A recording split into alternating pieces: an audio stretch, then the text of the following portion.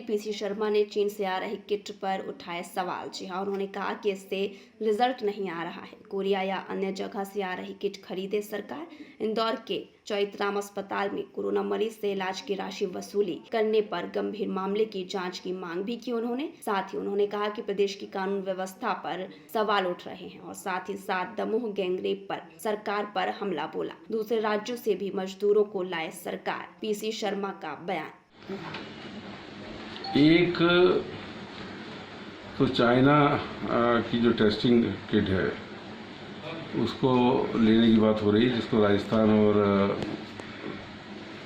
पश्चिम बंगाल सरकार ने भी आपत्ति की है, जिसके रिजल्ट गलत आ रहे हैं और रिजल्ट आ नहीं रहे हैं।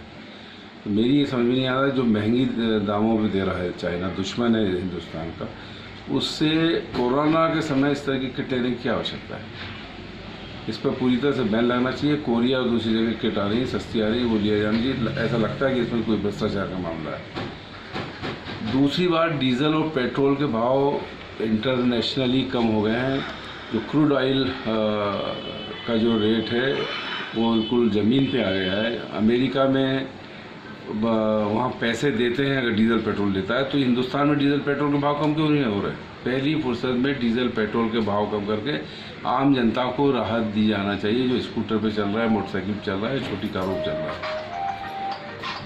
तीसरी बात यह है कि चौइथराम जैसे हॉस्पिटल इंदौर का जो फेमस है, कोरोना इलाज में पैसा और किसी की वहाँ डेथ हो गई तो उससे पैसा लिया जा रहा है। मैं समझता हूँ कि अगर कोरोना में भी इस तरह की वारदातें होंगी तो मैं समझता हूँ कि कोरोना से लड़ाई हम कैसे लड़ेंगे। फिर एक बार मैं कह रहा हूँ, बार बार ज़्यादा से ज़्यादा टेस्ट हों और आइसोलेशन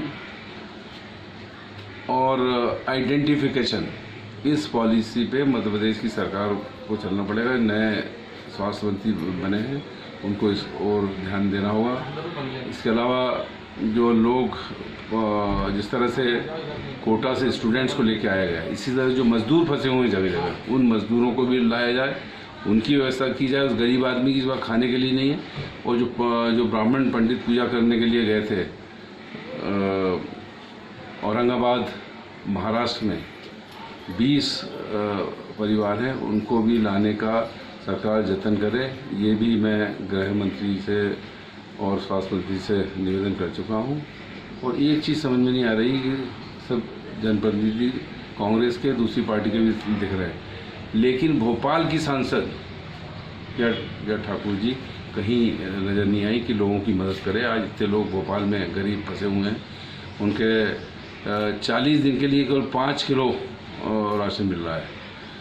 लोगों के घरों में दूध और किराने के सामान नहीं। इन सब की जो यहाँ पे सांसद का चुनाव लड़ रहे थे दिग्विजय जी, वो सब इस लड़ाई लड़ रहे हैं, किचन चला रहे हैं, पर यहाँ की जो सांसद